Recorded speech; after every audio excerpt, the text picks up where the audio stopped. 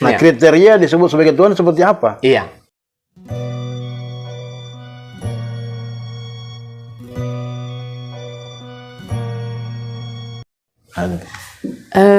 Apakah dia makhluk atau khalik sendiri? Apakah dia bagaimana, Ustaz?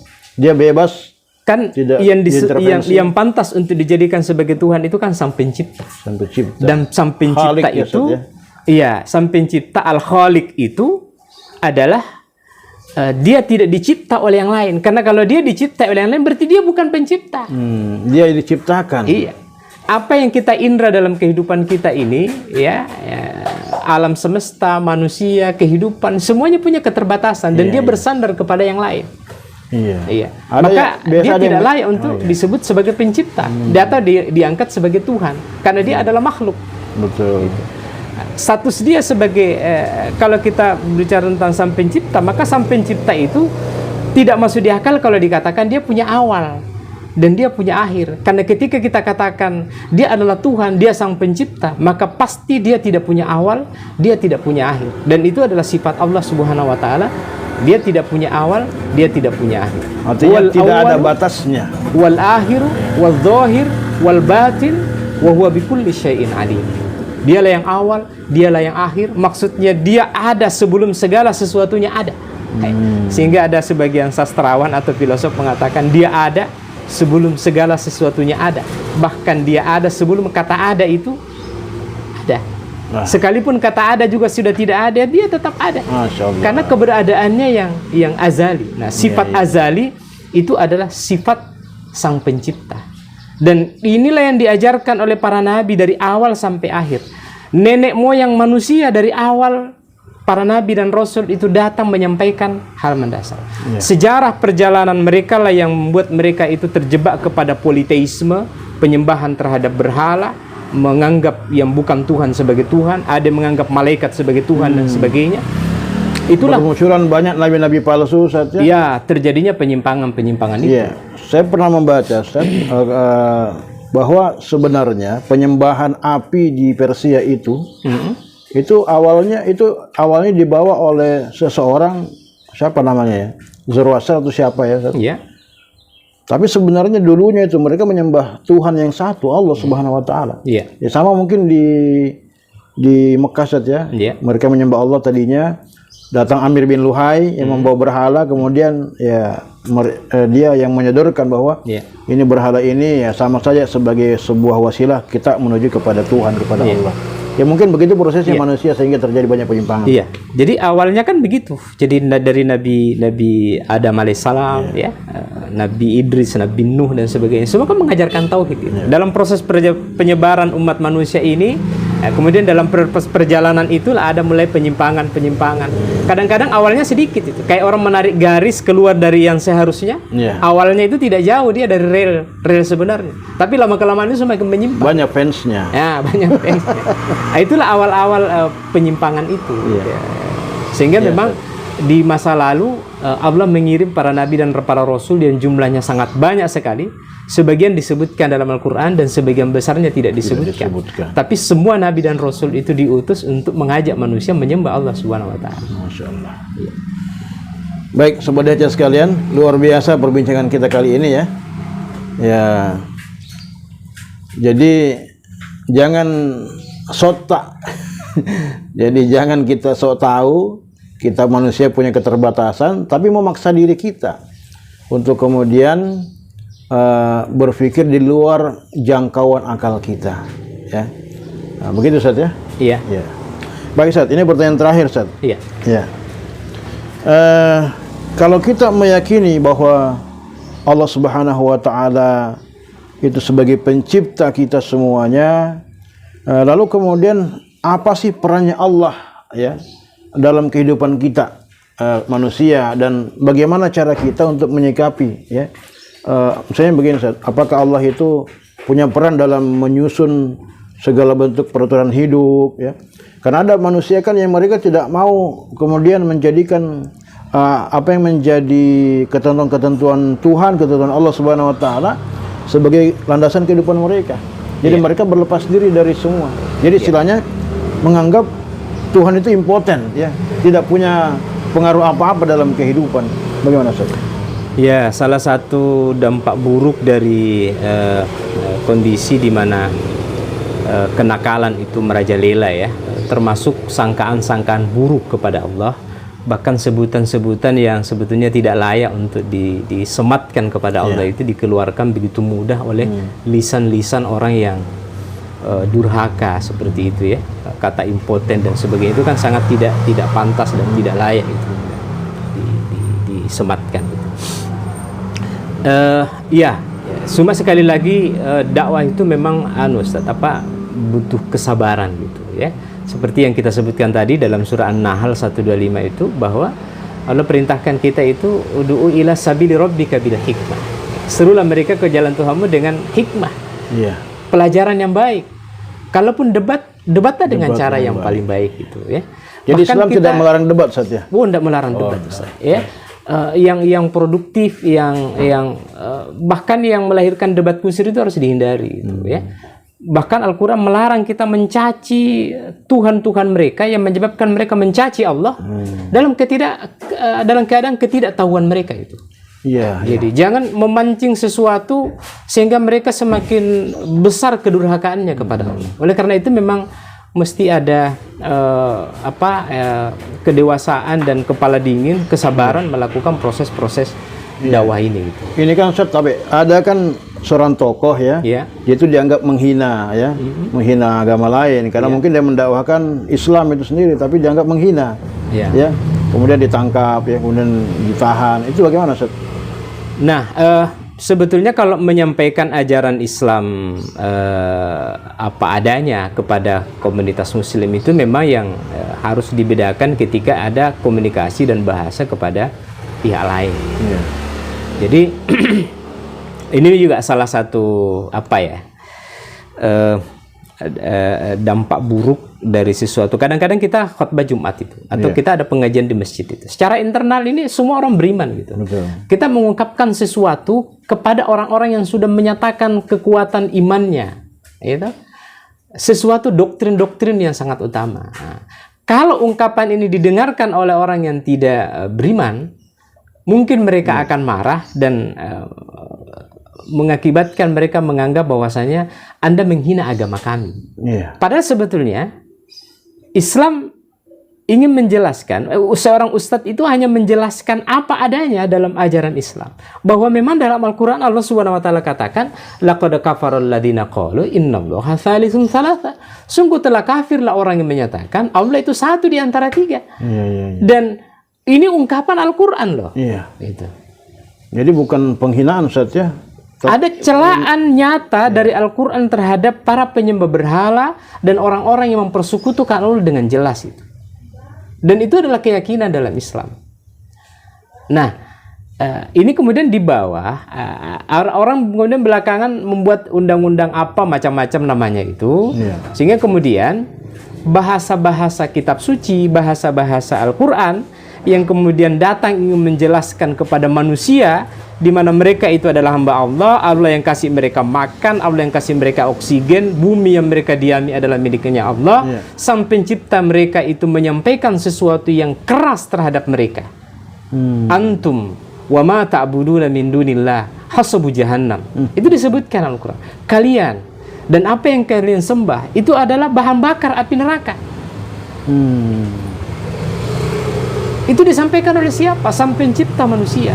Dan seorang ulama, seorang ustadz hanya menyampaikan kebenaran itu. Ini agak berbeda dengan yang tadi dikatakan bahwa terhadap komunikasi verbal langsung terhadap mereka, berbicaralah, dakwahilah mereka dengan argumentasi, jangan brutal, jangan debat kusir yang tanpa argumentasi, memaki-maki yang mereka sembah, yang menyebabkan mereka itu memaki-maki Allah.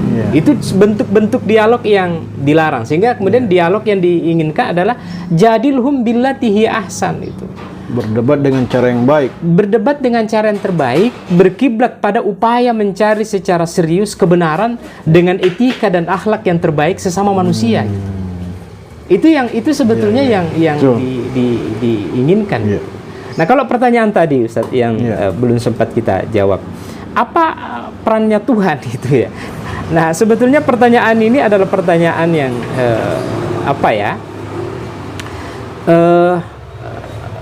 ya sebetulnya tidak layak sebetulnya dipertanyakan, tetapi banyak orang yang coba ingin menggugat itu. Setiap detak jantung kita yang menggerakkan itu Allah. Aliran darah kita yang menggerakkan itu Allah. Semua atas kuasa Allah. Hidung kita tidak mampet, itu kuasa Allah. Apa yang kita nikmatin, jadi apa peran Allah itu? Ya sebetulnya. Atau mungkin begini pertanyaan Ustaz. Bagaimana sih sikap manusia ketika mereka itu meyakini Allah sebagai Tuhan? Iya. Apa yang harus dilakukan dengan aturan Allah, dengan aturan Tuhan dalam kehidupan mereka? Iya. Gitu. Artinya begini, saya ingin mengatakan bahwa pertanyaan itu terkesan memang pertanyaan yang tidak pantas, tetapi pertanyaan itu menjadi penting dikala kebodohan itu merajalela. Menjadi pertanyaan Ustadz itu yang tidak salah kemudian ketika banyak orang yang pada kenyataannya tidak paham apa peran Tuhannya sehingga mereka begitu abai terhadap peran Tuhan. Ya ayyuhal insan, ma gharraka bi rabbikal karim. Wahai manusia, apa yang menyebabkan kamu lalai dari Tuhanmu? Jadi mungkin apa yang tadi saya tanyakan, itu banyak juga orang yang begitu. Banyak pada kenyataannya banyak orang yang tidak tahu diri dan itu terjadi. Allah yang memberikan kita nikmat yang luar biasa. Di surah Ar-Rahman itu berkali-kali Allah sampaikan. Ya, apa? Fabi ayyi ala'i rabbikuma tukadziban. Nah, yang kedua Ustaz. Iya. Allah Subhanahu wa taala begitu sayang dan begitu cinta kepada kita. Oleh karena itu Allah mengirimkan para nabi dan para rasul untuk kebaikan kita. Iya. Fa imma ya'tiyannakum minni huda faman tabi'a hudaya fala yadhillu wa la yasqa. Jika datang dariku petunjuk, maka siapa yang mengikuti petunjuk itu, mereka tidak akan pernah tersesat dan mereka tidak akan pernah susah. Ketika kita yakin akan kemahakuasaan Allah Subhanahu wa taala dan kita yakin Allah menciptakan dan memberi kita karunia yang begitu besar, ketahuilah bahwasanya Allah berpesan sejak awal manusia diturunkan ke muka bumi kepada Adam alaihissalam, turunlah kamu di muka bumi, kalau datang petunjuk dariku, siapa yang mengikuti petunjukku, mereka tidak akan tersesat, tidak akan susah, mereka tidak akan sedih gitu. Maka agama datang, wahyu-wahyu datang, pertama akidahnya sama. Boleh jadi syariatnya bisa beda-beda. Karena likulli ummatin syir'atan wa minhajan. Boleh jadi syariat di masa Nabi Ibrahim agak berbeda dengan syariat di masa Nabiullah Muhammad sallallahu alaihi wasallam. Hak Allah lah, ini yang prinsip dalam Islam, ala lahul khalqu wal amru. Ketahuilah bahwa hak Allah lah mencipta dan memerintah. Maka dia Allah Subhanahu wa taala menurunkan kitab suci yang terakhir yakni Al-Qur'an untuk menjadi petunjuk agar kita tahu mana baik, mana buruk, mana terpuji, mana tercelah, mana salah, mana benar. Bagaimana kita melakukan sesuatu dalam kehidupan, proses-proses kehidupan ini. Bagaimana mendistribusikan harta di tengah masyarakat. Bagaimana menjadi seorang bapak rumah tangga yang terbaik. Bagaimana menjadi seorang ibu rumah tangga yang terbaik. Bagaimana menjadi seorang menteri yang terbaik. Bagaimana menjadi presiden atau bagaimana menjadi pemimpin yang terbaik. Allah turunkan petunjuknya untuk menjadi pedoman. Siapa yang menjalaninya, maka ada jaminan kebaikan dalam kehidupan ini. Dan kata Allah, barang siapa yang berpaling dari peringatannya, maka baginya kesulitan dalam kehidupan. Wa man a'rada an dzikri fa inna lahu ma'isyatan dhanka. Siapa yang berpaling dari peringatanku, maka baginya penghidupan yang sempit. Maka agama datang sebetulnya bukan sekedar keyakinan moral bahwa agama itu baik atau Tuhan itu semata-mata ada, tetapi agama itu datang, Islam itu datang, dan seluruh para nabi itu diutus untuk membawa petunjuk Allah agar menuntun cara kita berpikir, menuntun bagaimana cara kita berperasaan, dan menuntun bagaimana cara kita bertingkah laku. dengan kata lain menuntun kita bagaimana kita menjalani proses-proses kehidupan ini, baik dalam lapangan ekonomi, sosial, budaya, politik dan sebagainya. Karena itu adalah kehidupan. Itu adalah kehidupan. Itulah sebabnya Allah katakan ahallallahu al-bai' wa harrama riba. Allah halalkan jual beli, Allah haramkan riba. Itulah sebabnya Allah sampaikan wa ankihul ayama minkum, nikahkanlah orang-orang yang sendirian di antara kamu. Di sisi lain Allah katakan la taqrabuz zina, jangan mendekati zina.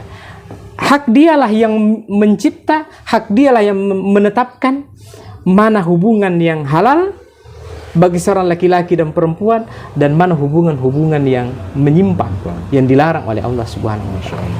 Kita tidak bisa menggugat itu karena kita adalah hamba. Kita ciptaannya, dan Allah katakan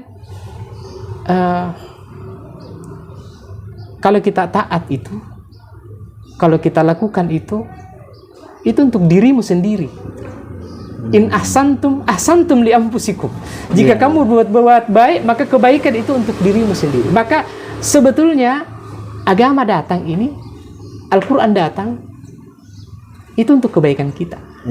Pahamilah itu, wahai orang-orang yang punya akal, dan kalau masih punya akal, kembalilah kepada Al-Quran, dan Anda akan menemukan kebaikan yang banyak di dalamnya.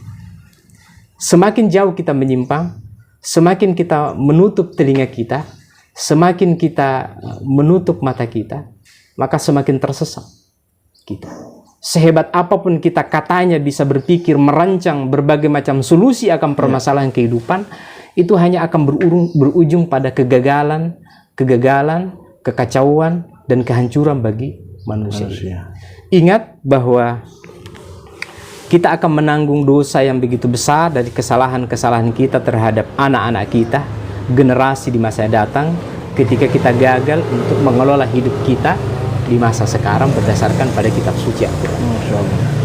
Saya kira ke situ.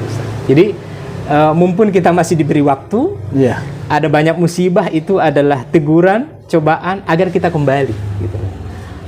Ini belum final, belum datang hari kiamat. Oleh karena itu masih ada kesempatan bagi kita untuk memperbaiki diri, saling ingat mengingatkan dengan nasihat yang baik dan akal pikiran yang sehat. Saya kira inilah tuntutan bagi orang-orang yang punya ilmu di zaman modern ini. Saya kira itu. Masya Allah. Sobat Hajat sekalian, wah luar biasa ya, menarik sekali perbincangan kita pada hari ini. Tapi karena waktu kita, Ustaz, waktu yang membatasi kita. Masih banyak sebenarnya hal-hal yang bisa kita bahas ya, berkaitan dengan agama ya, Ustaz. Pernyataan-pernyataan apa segala macam ya. Bahkan ada yang menyatakan semua agama sama apa segala macam. Tapi mungkin bagaimana kita itu belum gimana? Jadi Al-Quran itu mengatakan begini, Ustaz. Huwallazi arsala rasulahu bil huda wa dinil haq. Dialah yang mengutus seorang rasul dengan agama yang benar. Liyudhhirahu 'ala dini kulli, untuk dimenangkan atas seluruh agama. Jadi memang ada din yang hak, ada din yang batil. Itu dalam timbangan agama. Justru karena itulah agama itu datang untuk meluruskan mana yang lurus, mana yang bengkok. Allah memuji ketauhidan dan Allah mengutuk yang namanya kemusyrikan. Jika dikatakan semua agama itu benar, berarti antara ketauhidan itu benar, kemusyrikan juga benar, atau keateisan juga benar. Karena mereka dianggap beragama juga. Kalau mereka itu dianggap sebagai satu aliran agama juga. Maka itu tentu logika yang tidak benar. Justru agama itu datang untuk membenarkan yang benar dan menyalahkan yang salah. Betul. Saya kira di situ. Terima kasih. Ya, sahabat Hajat sekalian, mudah-mudahan apa yang kami perbincangkan pada hari ini bisa memberikan pencerahan buat kita semua ya, khususnya ketika kita memahami konsep ketuhanan ya, konsep di mana Allah Subhanahu wa taala telah memberikan banyak petunjuk kepada kita semua. Tinggal bagaimana kita yang punya akal ini, dan Allah telah memberikan petunjuk berupa Al-Quran ya, untuk bisa mengkaji lebih dalam, kira-kira begitu, Ustaz. Sehingga betul-betul keimanan kita betul-betul keimanan yang sangat dalam, yang sempurna, sesuai tuntunan Rasulullah Shallallahu Alaihi Wasallam. Baik, sahabat Hajat sekalian, tetap di channel saya, Denny Hakim Channel ya. Saya mengucapkan terima kasih yang sebesar-besarnya kepada Ustadz Hasan Rasyid ya. Ya, makasih Ustaz. Ya, sahabat saya luar biasa. Penjelasannya pada kesempatan hari ini memberikan kesempatan kepada saya untuk mewawancari beliau, berbincang-bincang santai Ustaz ya. Ya, baik. Sebelum saya tutup Ustaz, ya, saya ingin berikan hadiah apa Ustaz ya? Oh iya, Ustaz. Ya. Ustaz, ada minyak Haramain Ustaz. Minyak Haramain. Minyak terapi plus ruqyah ya untuk capek-capek ya. Kalau misalnya batuk-batuk, pilek Ustaz ya. Bisa digunakan Ustaz. Ini kan Ustaz mungkin jam terbangnya sudah tinggi, sering ceramah-ceramah kemana-mana, kena angin apa segala macam Ustaz. Saya jarang terbang Ustaz, jalan-jalan aja. Maksudnya Ustaz, ya mungkin ada panggilan-panggilan ceramah Ustaz. Ya, capek-capek ya, Masya Allah luar biasa Ustaz. Mohon diterima Ustaz hadiah saya. Terima kasih Ustaz. Saya terima kasih banyak itu atas hadiahnya. Minyak Haramain. Luar biasa Ustaz. Makasih Ustaz. Baik. Sekali lagi kami ucapkan terima kasih yang sebesar-besarnya kepada Ustadz Hasan Rasyid, sahabat saya.